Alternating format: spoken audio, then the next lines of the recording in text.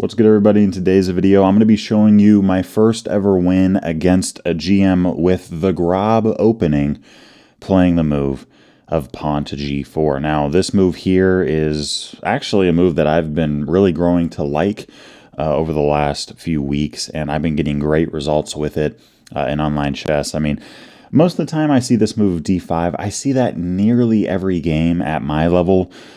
Black here looking to target the pawn on g4. Now, if I do see d5, I tend to like bishop to g2, just allowing black to take on g4 if they want to go with that. That said, a lot of my opponents are deciding not to take the pawn on g4, but if they do, we have c4 with queen b3, queen a4 ideas, and that is a ton of fun. I will leave a link down below in the description for those of you that are interested in the theoretical side of the Grob Opening. A very underrated response. It's only about -1 for black, like -1.0, so it's not winning for black by any means, and it's very tricky, and it's very dangerous as well. So if you know how to play this properly, you can win a lot of games with it. But in this game here, we have the move of g6. I ended up playing bishop to g2, and then here I played the move of h4. Why did I play h4? Because I saw Magnus Carlsen do it. That's really the only reason. c5 is played, and here I go with the move of e4, knight c3. So far, this is all pretty standard. Now, with the move of e6, going forward in this type of position, I'll probably mix things up and go with the move of d3, right? This is the engine move, a sound option. By doing this, we are leaving f4 expansion ideas on the table, and this is very dangerous for black. I mean, you might see the Grob Opening as black and just try to play your normal little, Sicilian defense or whatever you might be doing. But very quickly here, white can get an incredible space advantage on the king side that white doesn't usually get if they don't play the Grob. So that's one thing I'm a big fan of here. D3 and f4 is a really nice idea. And hey, if something like knight e7, we can always play h5. We can always get leverage. Looking to that pawn on g6, looking towards maybe h6 at some point in the game. And black here can't push, and taking for black's not a great idea. I mean, we are blasting open that king side. All that said, in the game here, I play the move of f3. And with knight ge7 here, the engine likes h5. I ended up tucking away my knight and then playing the move of d3 here. Now, black pushes. Where do we got to put our knight? Well, we got to bring our knight back. And by black pushing this pawn so far, they have taken a lot of space, and they're looking at c3 and e3. At the same time, they have weakened the square of c4. So in this type of structure, c4 is a square that you want to look to put your knight on, whether you're going to a3 or d2. In either case, that's a square that you want to look at, and you want to pair that with a4 to prevent your opponent from making any more queenside expansion. Now, this is still about -1 for black. Okay, now, again, I didn't play this perfectly, right? The engine, instead of f3, liked d3 and f4, aggressively pushing there. But this is about -1, and I'm okay here. I mean, this is a closed position. There's no way for black to win this right now, and we're just playing chess. And when you play something offbeat, like the hippopotamus defense, like the Czech PIRC, something that players aren't used to, you're taking them out of their prep, out of their knowledge, and into yours, which is, something I'm really big on in terms of my approach to the game.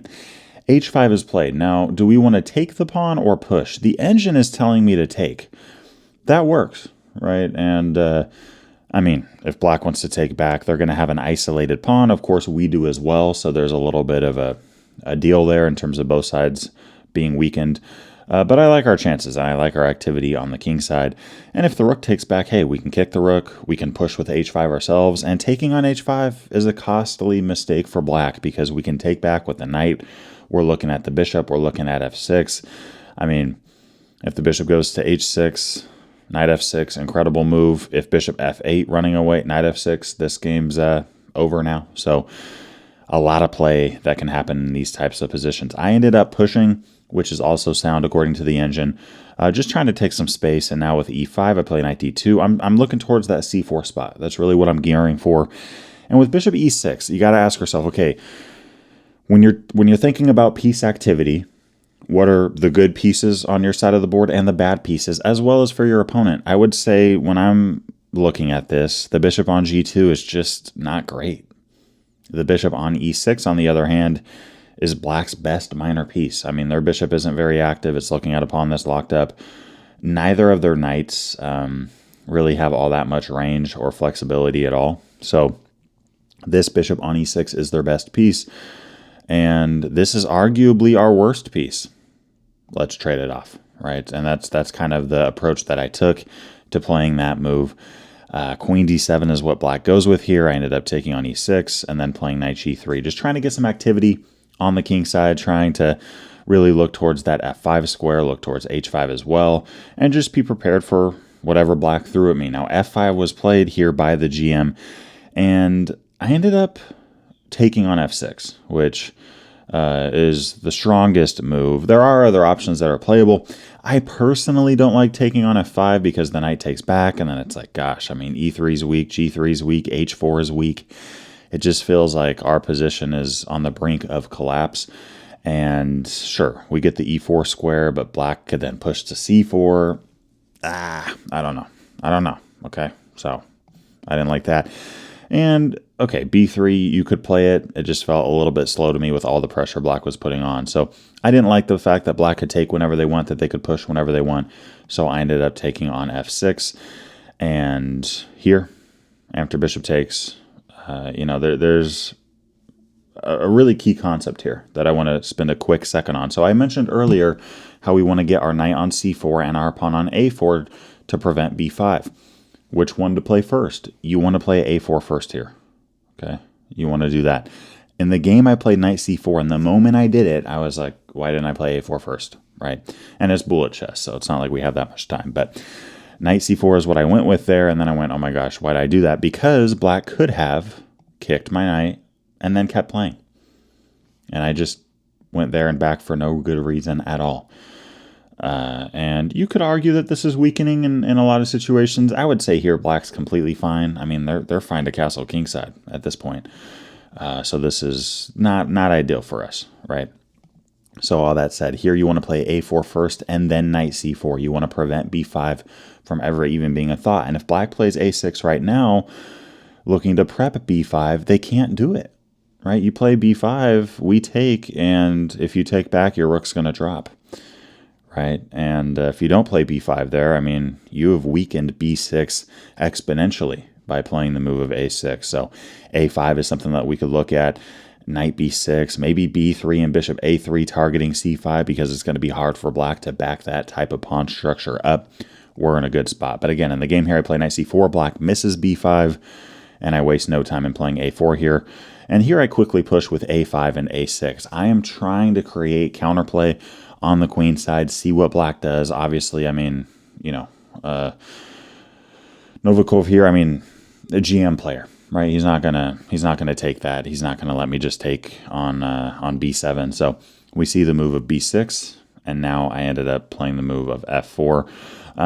Definitely a mistake, according to the engine. I went from, worse to losing with f4.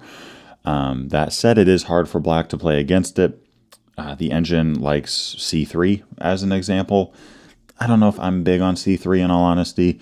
In the game, f4 felt good, and that's what I went with. And sometimes you just got to tell Stockfish to shut up, because you're playing chess.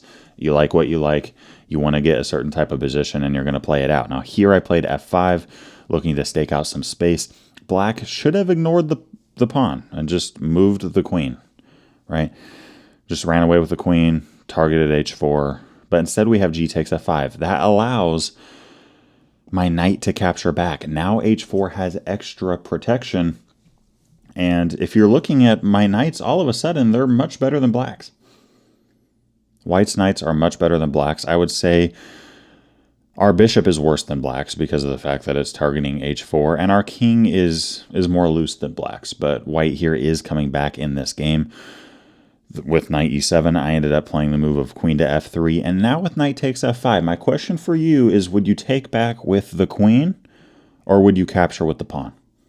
Which one would you go with there? Now, turns out queen takes f5, that's just a huge blunder. It's about -6 now for black because of bishop takes h4 with check, and black takes on f5 over and over again. However, that aside, right, even if we could just naturally trade down queens here, I would say, you know what? When we take with the e-pawn, our queen is much more active than theirs is. So why not keep queens on the board, right? Why not keep the queens there? And that's something I'm always reminding myself. I know it sounds simple, but that's what I try to do when I play chess. I try to make things simple for myself. When I'm up material, I try to trade. When I'm down material, I avoid trades. When I have a bad night, I try to trade it if I can for one of their good minor pieces. If I have a good minor piece, I ain't trading that thing for nothing unless it's a major piece. So, you know, that's kind of how I approach the game here. Our queen is much more active than theirs. There is nothing that can get in the way of this queen right now. Okay, fine. You technically could, but obviously that's terrible. So we see the move of queen to d7, which stops the checkmate threat. Here, I quietly play bishop to d2. b5 is played, and what to do here, right? What to play? I ended up playing the move of knight to a5, right? And the knight on the rim is dim, as many say. However, when you get more, accustomed to the game of chess, you're going to realize that it's not so much about the knight being on the edge. It's about the fact that the knight is limited in its options. When you're looking at a knight on the edge of the board, depending on where it is, it's going to have two possible squares or two attacking squares, 3 or 4. Here in this case, the knight has 4. A knight in the center would have 8 squares that it's attacking. That said, where is the knight attacking in the game? That's what matters. Here, c6 is what I'm looking at. b7 is what I'm looking at. b3 is something that I could look at as well. So this knight is actually a very active piece. Besides our queen, I'd argue that this is our best piece on the board right now. Here, black goes with e4. I was a little bit surprised by that, and I ended up throwing in a check on f4. And here I was expecting knight d6. Now, if this is played, should we take the knight? No, we're pinning the knight. Our bishop can do whatever it wants. The knight can't even move. Why would we trade that off? This is in our favor. This tension is in our favor. A lot of players, when they have any type of tension, they just trade down. They take something. They get stuff off the board. They run away. No. Tension is not always bad. Sometimes it is, but you gotta figure out, right? When is this tension in my favor and when is it not? And when you're thinking about a pin, it's almost always in the favor of the player that is pinning the piece, freezing the piece that cannot move. So here, if knight d6 was played, I could take on e4, and if rook e8, I didn't think this far ahead, but e5 there is a great move because it opens up c6. That's a weak square, a vulnerable spot, and we're able to take advantage of it. Throw in a check, and if the queen takes and the bishop tries to move somewhere to get discovered check, go ahead. You could even take our bishop. There's no way for you to win our queen there because it's on a light square. And we can run away with our king now, and okay, we're +3 in material, and we're surrounding the black king. So, very hard position for black overall. It's losing no matter what we do, or no matter what black does. In the game, king a8 is played, and the moment that is played, I realize I have a mate in 2. I take on e4 with the queen, and here black resigns, because black only has 2 possible moves. Playing queen to b7, or playing queen to c6. You can only do one of those. And the second you do one of those, we're going to take that queen off the board, and this game is going to be over. So going back, right, when we're thinking about the Grob, again, you want to play the move of g4.